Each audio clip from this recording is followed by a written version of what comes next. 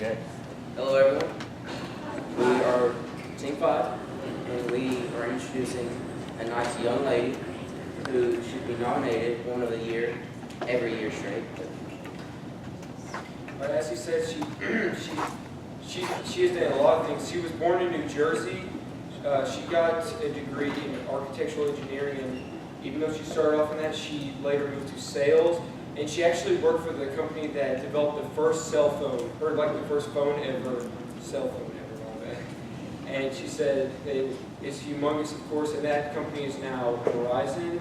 She then later on moved to the New York Stock Exchange, and she started the first gold fund, where basically the value of gold was going lower. People couldn't really own it, and she started to where people could actually buy gold, and that now today is the largest gold fund in the world. So she's done a lot of successful things.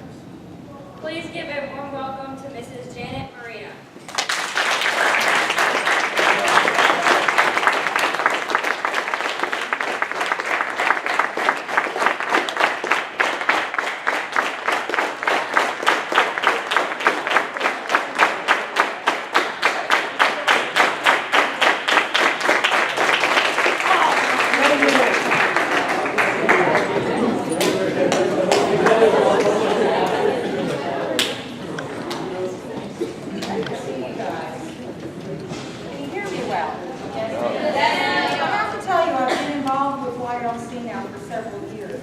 You are the best looking bunch that I have ever stood before. Also, I see body postures that are pretty good. Everyone's sitting up fairly well. This is good. Everyone looks alert. No one's sleeping. This is great. I want to talk today about dressing for success. Normally when we talk about dress for success, we go into a clothing line. Dressing for success actually is a concept, and it's in the body and in the mind. What we're talking about today is how clothes and your body position influence your performance. One of the concepts I want to talk about is called in-clothes cognition. Have you ever heard that concept before? In-clothes cognition? In-clothes cognition in particular is wearing clothes that cause people to embody the clothing and its symbolic meaning. The link between the physical experience and the symbolic experience. How many of you dress for the experience that you are going to do for the day? Running. Do you wear your suits? Generally, you immediately put on specific footwear. Wingtip shoes? No. No. It's not just the symbology of it, it's the utilitarianism of it. How do I use it? What am I saying? What am I doing? That's part of the embodiment issue. Or the embodying issue, when you're wearing your clothing. The clothes you wear can affect you mentally and physically. Tests have shown that individuals that will wear, let's go into embodied, before we go on. For some reason this is not coming forward. Here we go. Did it go back?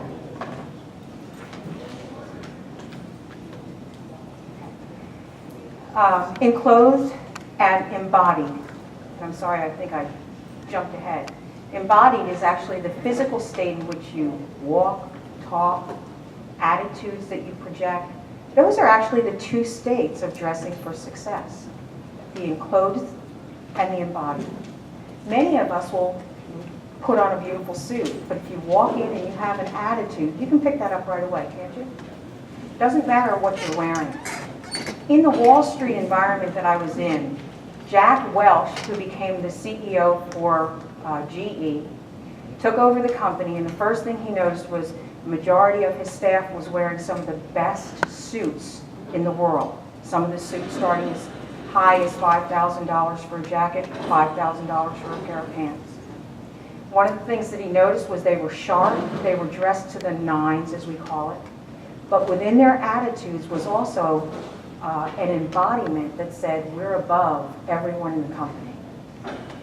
So one of the things he immediately did was he took them to lunch. First thing he noticed was they ordered the most expensive things on the menu, And then, as the first one ordered, the next one upped it, and one after that upped it, and one after it was a culture of corruption and a culture of competition.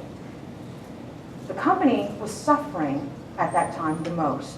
One of the things Jack did was he immediately cleared the company of all of those individuals because they embodied in themselves an attitude of superiority. They expressed it in the way that they dressed. They separated themselves from everyone in the company. Have you seen that? Have you ever seen that? Anyone? You see it in schools. You see it in work. You see it at home. These are things that you want to be careful about, your attitude, the way that you position yourself, not only the way that you dress yourself. What you wear can influence what you're thinking and even your negotiating skills. A study has shown that those that wear a dressier, more professional look in negotiations, whether it be negotiating for an ice cream, whether it be negotiating for a car, whether it be negotiating for a class seat when you're in college and you're competing for the limited spaces, those that are dressed better actually fare better in their negotiations. People take them more seriously.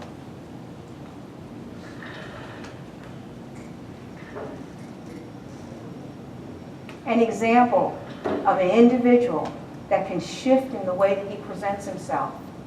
Dressed for success, same individual. When we look at that individual, who are you on the inside? What are you presenting? Who is it that people see?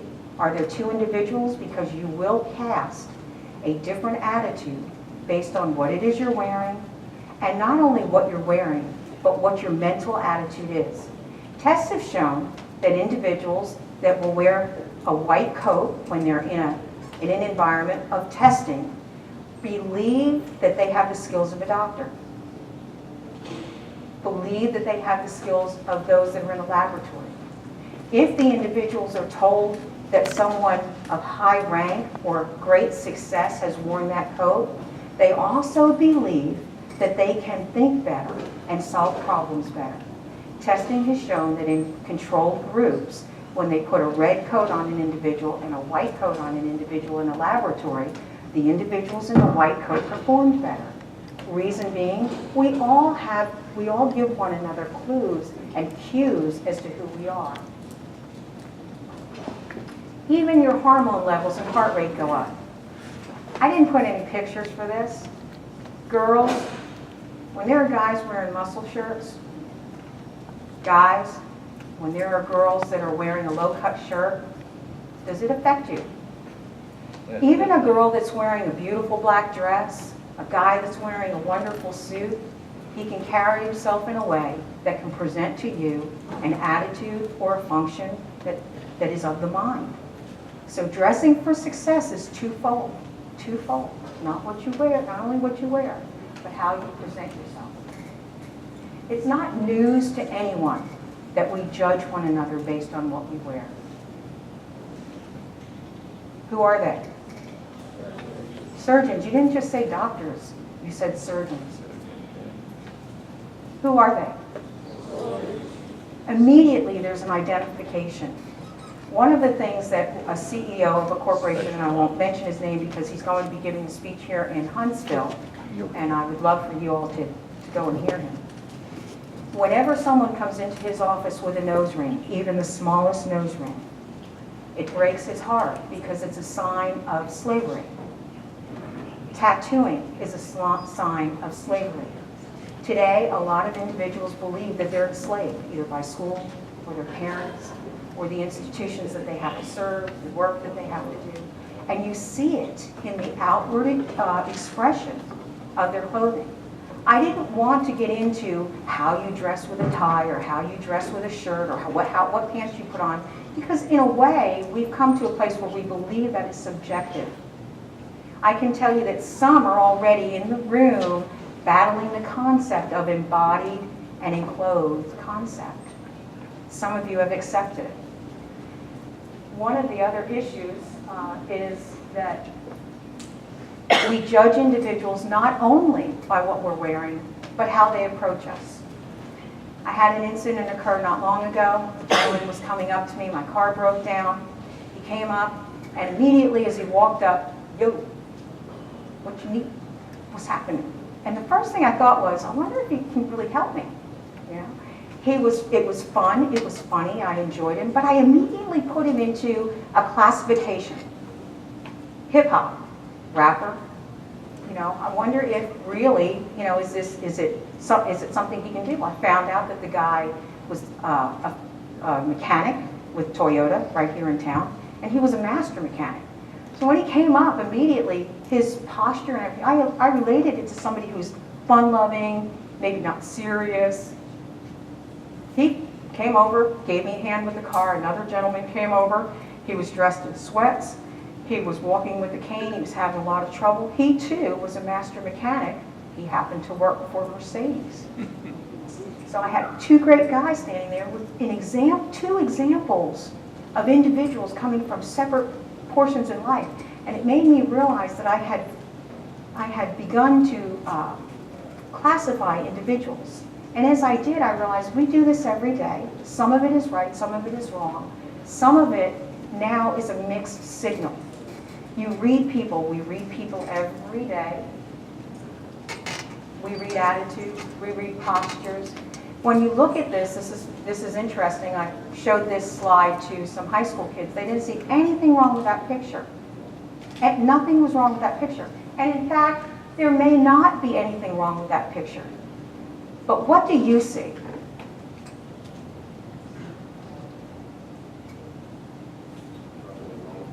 Rock and roll.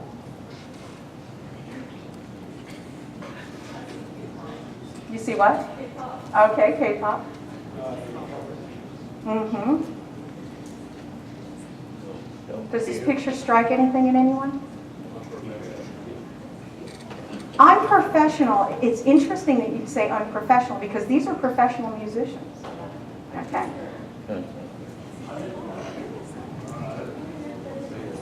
Professional musicians. So there's a projection. Can you tell what kind of music they sing?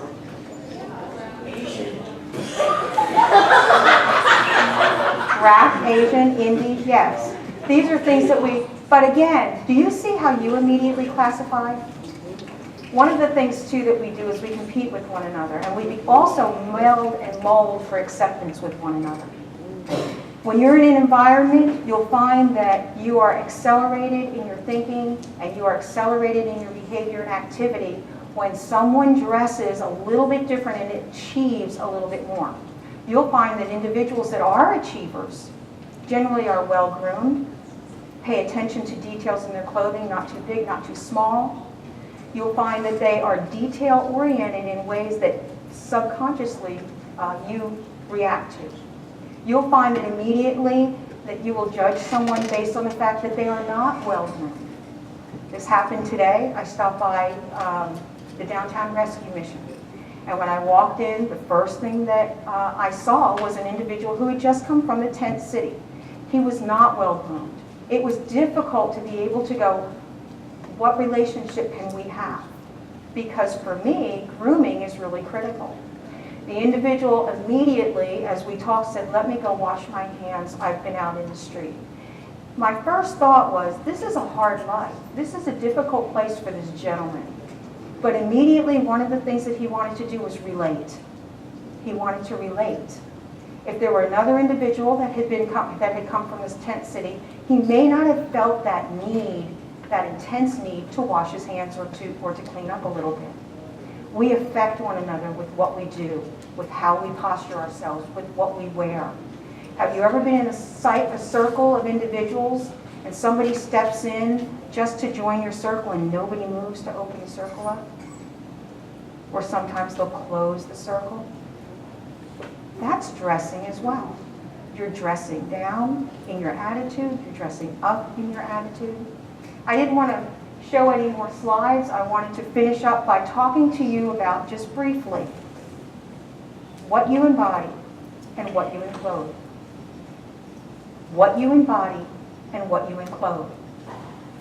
Walking in today, the first thing I noticed, what you are well-groomed individuals. I noticed a lot of detail in individuals as well. I also noticed that you're sitting together with individuals, of course you're sitting in your teams, but the one thing that impressed me as I came in, again, is that no one is super slouched over in their seats. This group, I understand, before I came to talk, your mentors and your counselors have already said this is an incredible group of individuals. When you go out for a job, one thing I'm going to talk to you about, again, dressing for success can be a suit, it can be khakis and a polo. Depending on the job, it's the way that you dress. But the one thing you want to say is, what am I dressing for when I am embodying the clothing, when I am enclosed in clothing? What symbology, what attitude? The one thing that you want to ask yourself is, do I respect the individual that I'm standing in front of? That will lessen who I am and what I want to present in my symbology, and it will increase who that individual is. There is one thing that our military does a lot of testing on the morale and psychology of the soldier. One thing that happens with a soldier is that his belief in his chances to survive increases with his capability to be clothed fully in his uniform. That doesn't mean just a helmet, that doesn't mean his rifle, that doesn't mean, the accoutrements that keep him safe. It is basically that he feels that he's been put together, that he is also part of a group of individuals that have been put together and trained. These are things I want you to think about when we're talking about dress for success. I didn't want to come in here and give you a lecture on what you're wearing or what you should wear, or that you don't have wingtips on, and you don't have to pay attention to where you're going. Also, dress for the job you want, not the job you have. Dress for your dreams. Where do you want to go? What do you want to be? Who do you want to work with? And be the best in that field. Be the best at what that is. And forget about, and this is something that is not discussed a lot, forget the fact that you need self-esteem. What you need is respect for your fellow human being. What you need is the camaraderie of those around you, not the peer relationship of those around you. What you need also, what you want, is the character that says, I do well, I believe in what I do well, and I present myself in what I do well. All of those things are embodied and enclosed in what you do. I don't want to go any further. I know that there are a lot of illustrations, a lot of things that I can present to you, but I'm looking around and I see you guys get it. You understand what I'm saying. And that comes down to, you're going to think about your grooming. You're going to think about the outfits you put together and why you put them together. And I hope that when you leave here, not only do you think about the fact that you are training to be leaders, but you're training to be examples of leaders as well. In what you do with your skills, in how you present yourself, and how you study to show yourself approved, and in what you look like. Thank you so much for giving me these few minutes to talk with you, to share with you. And I do hope that this has meant something to you, and that this has been an exciting week, and that you achieve well and you go out and you lead others. Thank you so much.